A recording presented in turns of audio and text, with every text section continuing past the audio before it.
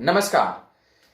Chennai express जो कि ऐसी चली एक्सप्रेस सनराइजर हैदराबाद टीम के खिलाफ कि बिल्कुल दिल्ली जो सफर करनी थी वो ऐसी सफर करनी शुरू कर दी कि कहीं पर उन्हें कोई रुकावट ही नहीं हुआ और लगातार धड़ल्ले से कहा जाए तो चलती चली जा रही थी। लेकिन थोड़ी सी कहते हैं ना कि जब ट्रेन कोई स्टेशन पर समय से पहले पहुंचता है तो उसे कहीं ना कहीं थोड़ी सी रुकावट दी जाती है, रोकी जाती है समय से पहले के कारण। वही कहीं ना कहीं थोड़ा बहुत हुआ चेन्नई एक्सप्रेस के साथ, चेन्नई की टीम के साथ। थोड़ी सी वादा डाली गई जरूर और वो वादा राशिद खान के द्वारा डाला गया, लेकिन फिर भी चेन्नई की टीम दिल्ली पहुंच ही गई और जीत दर्ज कर ही ली।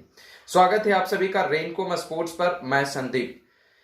वीवो आईपीएल का 2021 का 14वें सीजन का ये 23वां मुकाबला सनराइजर हैदराबाद और चेन्नई सुपर किंग्स के बीच खेला गया, जो कि ये चौथा वेन्यू अरुण जेटली स्टेडियम दिल्ली जा पहुंचा था, जो कि फिरोजा शाह कोटला स्टेडियम के नाम से जाना जाता था। वो अब अरुण जेटली के नाम से जाना जाता है। अरुण जेटली के नाम से इस स्टेडियम का डीडीसीए ने 12 सितंबर 2019 को इसे नामकरण किया और वहीं इसी दिन एक और स्टैंड का नाम रखा गया। इस समय जो भारतीय वर्तमान कप्तान विराट कोहली है उनके नाम पर विराट कोहली स्टैंड के नाम से रखा गया। तो चलिए मैं मैच की बात करता हूं। तो मैच में कल हैदराबाद के कप्तान डेविड वॉर्नर ने टॉस जीता और पहले क्षेत्ररक्षण करने का फैसला नहीं किया। उन्होंने पहले बल्लेबाजी करने का फैसला किया, जो कि कहीं ना कहीं थोड़ी सी आश्चर्यचकित किया। जिस तरह से लोग आजकल के कप्तान ने और टीम कहीं ना चेस करने में आगे रह रही है, उसके हिसाब से देखा जाए तो हैदराबाद की टीम की पारी की शुरुआत होती है और पारी की शुरुआत अच्छी नहीं होती है। पहले विकेट का पतन बहुत ही जल्द हो जाता है और 22 के स्कोर पर पहला विकेट गिर जाता है जॉनी बेयरस्टो के रूप में, जो कि उस समय चौथे ओवर की दूसरी गेंद थी। एक कहीं ना कहीं ऐसी विकेट की पतन होती है जो तेज तरार पारी खेलने वाले बल्लेबाज का जो मुश्किल में कहीं ना कहीं डाल सकता था। यदि जब स्टार्ट बढ़िया मिल जाता, पिच पर जम जाते, रुक जाते, टिक जाते जॉनी बेयरस्टो। वहां से अब एक बहुत बड़ी जिम्मेदारी हो चली थी डेविड वॉर्नर और बल्लेबाजी करने के लिए आए मनीष पांडे, जो पिछले 2-3 मैचों में उन्हें बाहर रखा गया था। उनकी वापसी होती है और ऐसी पारी खेलते हैं जो मैं आपको बताऊंगा। दोनों के बीच वहां से पारी की शुरुआत होती है। पहले विकेट का पतन होता है, जो लगातार हार का मुंह देखना पड़ रहा था और थोड़ा सा दबाव साफ दिख रहा था हैदराबाद के बल्लेबाजों के ऊपर, डेविड वॉर्नर और मनीष पांडे के ऊपर। बहुत ही संभल कर और सूझबूझ के साथ, धैर्य के साथ पारी को बढ़ा रहे थे डेविड वॉर्नर और मनीष पांडे। हालांकि मनीष पांडे जो खेल रहे थे उनकी थोड़ी सी तेज पारी देखने को मिली कहीं ना कहीं डेविड वॉर्नर के मुकाबले, और डेविड वॉर्नर बहुत ज्यादा धीमी रफ्तार से बल्लेबाजी कर रहे थे और धीरे धीरे पारी को एक्सेलरेट किया और फिर दोनों के बीच बहुत ही सुंदर साझेदारी हुई, शतकीय साझेदारी हुई 106 रनों की। लेकिन यही 106 रनों की साझेदारी हुई थी कि जाकर दूसरे विकेट का पतन होता है 128 के स्कोर पर डेविड वॉर्नर के रूप में। कारण क्या? रनों की गति को बढ़ाना था, रनों की गति को तेज करना था, क्योंकि जिस तरह से डेविड वॉर्नर बल्लेबाजी कर रहे थे वैसा कोई उम्मीद नहीं कर सकता है। जब आप लगातार 15-16 ओवर तक खेल सकते हैं ओपनिंग के साथ, तो आपके अंदर वो पावर जनरेट हो जाता है। आपके अंदर वो कहीं ना कहीं जो बल्लेबाजी करते हैं, वो गेंद की जो देखने की जो क्षमता होती है वो बिल्कुल फुटबॉल की तरह हो जाती है। लेकिन डेविड वॉर्नर थोड़े दबाव में नजर आए और उस पिच पर, जहां पर रन बनाने वाले पिच थे, वहां पर रन बनाने में स्ट्रगल करते हुए नए, संघर्ष करते हुए नए, जद्दोजहद करते हुए नजर आए हर एक एक रन के लिए। और आखिरकार डेविड वॉर्नर का विकेट गिर जाता है, लेकिन डेविड वॉर्नर अपने आईपीएल के 50वें 50 पूरे कर लेते हैं और अपने कैरियर का इस 50 के साथ ही बहुत ही शानदार पारी खेलकर, कहीं ना कहीं एक धीमी पारी खेलकर जो विकेट गिर रहे थे उसे सुरक्षित रखकर वापस जाते हैं। अब यहां पर वापसी होती है केन विलियमसन की। अब उम्मीद तो यही था कि मनीष पांडे क्रीज पर टिके हुए हैं, केन विलियमसन है मैदान में, तो यहां से पारी बहुत ही तेज तरार देखने को मिलेगा।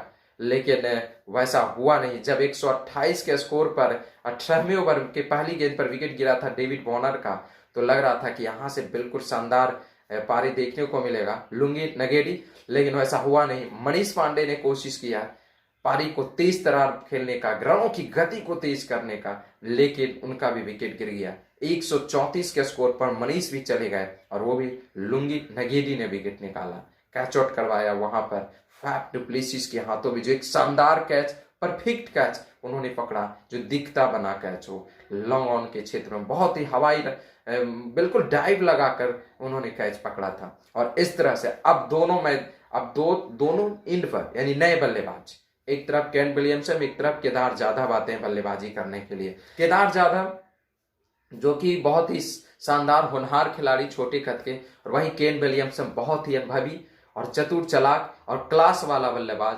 और वही हुआ, क्लास के बदौलत 19वें ओवर में बहुत ही शानदार पारी देखने को मिली और बहुत ही तगड़ा बल्लेबाजी देखने को मिला। 4 चौके मारे उस ओवर में केन विलियमसन ने, और टीम को कहीं ना कहीं जो एक लग रहा था कि टीम 150-155 के पास जाकर रुकेगी, वो कहीं ना कहीं एक अच्छे स्कोर में जा पहुंची। और अंतिम ओवर में केदार जाधव ने भी बहुत ही शानदार पारी खेली और जाकर अंतिम 2 गेंदों पर उन्होंने 10 रन बटोरे, जिसके बदौलत सनराइजर हैदराबाद की टीम को 20 ओवर में 171 रन बनाए 3 विकेट के नुकसान पर, और 172 रनों की चुनौती दी चेन्नई सुपर किंग्स टीम को इस मैच को जीतने के लिए इस अरुण जेटली स्टेडियम के मैदान में। उसके बाद अब देखा जाए गेंदबाजी लाइन में तो चेन्नई सुपर किंग्स की तरफ से दीपक चाहर जो कि बहुत ही होनहार शानदार खिलाड़ी हैं, स्विंग के माहिर खिलाड़ी, लेकिन कल विकेट प्राप्त नहीं हुआ। चाहर 3 ओवर की गेंदबाजी कर पाए और 21 रन खर्च किए, कोई फायदा नहीं हुआ उन्हें, मतलब कहने का मतलब कोई विकेट नहीं मिला। और वहीं लुंगी नगेड़ी बहुत ही शानदार गेंदबाजी की, 2 ऐसे विकेट उन्होंने निकाले जो बिल्कुल शानदार कहे जा सकते हैं। लुंगी नगेड़ी वार्नर को भी आउट किया और लुंगी नगेड़ी मनीष को भी आउट किया, जो जमे हुए और टिके हुए बल्लेबाज को जो कि बिल्कुल बेहतरीन पारी खेल रहे थे उनकी विकेट निकाली। वो उन्होंने 2 विकेट प्राप्त किया, 4 ओवर में 35 रन खर्च किए। इसके अलावा जडेजा 23 रन खर्च किए 4 ओवर में, ठाकुर महंगे साबित हुए, 4 ओवर में 44 रन खर्च किए और कोई विकेट नहीं ले पाए। तो ये गेंदबाजी का लेखा जोखा रहा चेन्नई की टीम की तरफ से। यदि मैं बात करूं अब यहां से चेन्नई टीम की पारी की शुरुआत, तो मैं शुरुआत में कहा कि ऐसी पारी शुरुआत हुई, इसी ये चेन्नई एक्सप्रेस चली जो बिल्कुल कहीं ना कहीं जो उम्मीद था, जो हैदराबाद में लगा कि जैसे कि चेन्नई से चली है ट्रेन तो हैदराबाद में जरूर रुकेगी, लेकिन वैसा कुछ हुआ नहीं। बिल्कुल समय से पहले पहुंच रही थी और दिल्ली में स्टेशन से पहले रुकी। यानी कि दोनों जो सलामी जोड़ी आए थे, ओपनर आए थे, उन्होंने बहुत ही बेहतरीन बल्लेबाजी की, बहुत ही बढ़िया सुंदर, यानी कि तेज तरार, सूझबूझ, धैर्य के साथ और गेंद के मेरिट के अनुसार, यानी अच्छी गेंदों पर बिल्कुल सम्मान दिया और जो भी खराब गेंद मिले उन पर हावी नजर आए और शुरुआत से ही गेंदबाजों के ऊपर हावी नजर आए हैदराबाद के, और बहुत ही शानदार पारी खेली। और पहले यदि देखा जाए तो 6 ओवर में पावर प्ले में ही 50 रन ठोक डाले, जो कि हैदराबाद की टीम 39 रन बनाई थी और 1 विकेट गंवाई थी, लेकिन इनका कोई विकेट नहीं गिरा था। यानी शुरुआत से ही चेन्नई की टीम आगे रही हैदराबाद के खिलाफ और हमेशा आगे रहते रह गई, और दोनों बल्लेबाजों के बीच एक बार फिर से शतकीय साझेदारी और शानदार पारी देखने को मिलता है। और 129 रनों की साझेदारी होती है पहले विकेट में 13 ओवर में। यानी कि कुल मिलाकर देखा जाए तो आखिरकार जो विकेट नहीं गिर रहा था, जो रोकने का मैं जो बात कर रहा हूं कि ट्रेन पहले पहुंचने से रुकी, थोड़े समय से पहले पहुंच रही थी, उसे रोका गया और वो काम किया राशिद खान ने अपनी गेंदबाजी के दौरान। 13वें ओवर की अंतिम गेंद पर और राशिद की 3रे ओवर की अंतिम गेंद पर ऋतुराज गायकवाड़ को एक ऐसी गेंद जो सीधी रह रही थी, वो टप्पा पड़ने के बाद थोड़ी सी टर्न हुई ऑफ स्टंप की तरफ और उन्हें बोल्ड कर दिया, और इस तरह से जो विकेट की भूख थी, जो विकेट की तलाश थी, वो मिल गया। और वहां से अब जब ऋतुराज गायकवाड़ आउट हुए तो वहां से 42 गेंदों में 43 रनों की जरूरत थी, लेकिन कहां चेन्नई की बल्लेबाजी गहराई के सामने टिकने वाले थे हैदराबाद के गेंदबाज।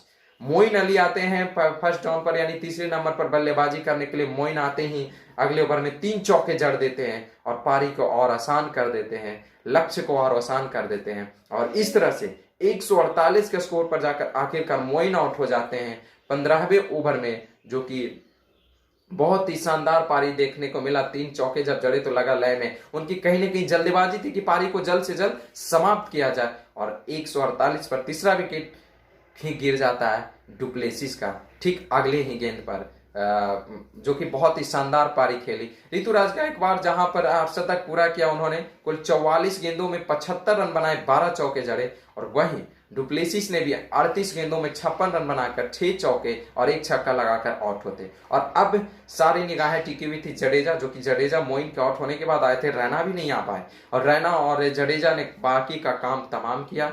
जडेजा और रैना के बीच 25 रनों की साझेदारी हुई और आसानी से, थोड़ी सी धीमी जरूर लेकिन आसानी से इस मैच को जिता दिया। 19वें ओवर की तीसरी गेंद पर यानी 9 गेंद शेष रहते ही चेन्नई की टीम इस मैच को सनराइजर हैदराबाद टीम के खिलाफ जीत लेती है और एक बार फिर से 7 विकेटों से पराजित करते हुए 6 मैचों में 5 जीत के साथ और 1 हार के साथ चेन्नई की टीम, जो पिछली बेंगलुरु के जीतने के कारण वो दूसरे स्थान पर आ गई थी, एक बार फिर से अंक तालिका में टॉप पर आ गई है, पहले स्थान पर आ गई है। वहीं हैदराबाद की टीम लगातार चेन्नई से पिछले 10 मुकाबले में 7वीं हार देखने को मिला है, 7वीं हार झेलना पड़ा है चेन्नई की टीम से, चेन्नई के खिलाफ की मैं बात कर रहा हूं। और इस हार के साथ ही हैदराबाद की टीम 6 मुकाबले में कुल 5 हार के साथ और 1 जीत के साथ 8वें पायदान पर है, मात्र 2 अंकों के साथ। ये इस समय स्थिति है हैदराबाद की टीम की। कहा जाए तो गेंदबाजी की तो परेशानी है ही है, राशिद का कोई साथ नहीं और वहीं थोड़ी बहुत बैटिंग तो सुधार हुआ, लेकिन कहते ना कि बल्लेबाज मैच बनाता है और गेंदबाज मैच जिताता है। इसकी कमी कहीं ना कहीं खल रही है हैदराबाद की टीम के बीच और एक रिदम, एक लय की कहीं ना कहीं कमी खल रही है। यदि मैं गेंदबाजी की बात कर लूं तो गेंदबाजी राशिद खान ने 4 ओवर में 36 रन दिए और 3 विकेट, एक सफलतम गेंदबाज वो रहे। बाकी सभी ने कोई ज्यादा कुछ नहीं किया। सुचित काफी महंगे साबित हुए, 3 ओवर में 45 रन दे डाले। इसके अलावा संदीप शर्मा जो कि खेल रहे थे, पहला मुकाबला खेल रहे थे विवो IPL का 2021 का, वो उन्होंने 3 ओवर में 3 गेंद में 24 रन दे बैठे। खलील 4 ओवर में 36 रन और सिद्धार्थ कौर 4 ओवर में 32 रन, यानी किसी ने डिबेट नहीं किया, विकेट नहीं ले पाए। यही कारण कहीं ना कहीं चेन्नई की टीम इस मुकाबले को आसानी से जीत ले गई और इस मैच के हारते ही अब हैदराबाद टीम के लिए खतरे की घंटी बजनी शुरू हो चली है, यानी अब टूर्नामेंट से बाहर होने का। यदि अगले मुकाबले में नहीं जीतती है तो निश्चित रूप से कन्नी कट जाएगी, पत्ते कट जाएगी और हैदराबाद की टीम सिर्फ सभी मैच औपचारिक रूप से खेलते हुए नजर आएगी। यदि मैं चलते चलते आपको कुछ रिकॉर्ड बता दूं इस मैच में जो रिकॉर्ड बने, तो इस रिकॉर्ड में मनीष पांडे इस मुकाबले को खेलते हुए अपना 150वां मुकाबला खेला IPL का। वहीं यदि देखा जाए हैदराबाद टीम के कप्तान डेविड वार्नर के लिए भी 2 कीर्तिमान बना, 10,000 रन बनाए ओवरऑल इंटरनेशनल T20 में, साथ ही साथ 50वीं 50 उन्होंने पूरी की और एक 200 के आंकड़े को छू लिया छक्के मारने के देखा जाए तो ये सूरत हाल, ये लेखा जोखा रहा विवो IPL 2021-14वें सीजन का 23वें मुकाबले का। फिर सुपर हेडर आज मुकाबले हैं, देखना है कौन सी टीम जीत दर्ज करती है, कैसा स्थिति रहता है, उसके भी लेखा जोखा लेकर आपके साथ उपस्थित हूंगा। आपसे विदा लेता हूं, बहुत ही जल्द एक नई खबर के साथ फिर जुड़ता हूं। धन्यवाद।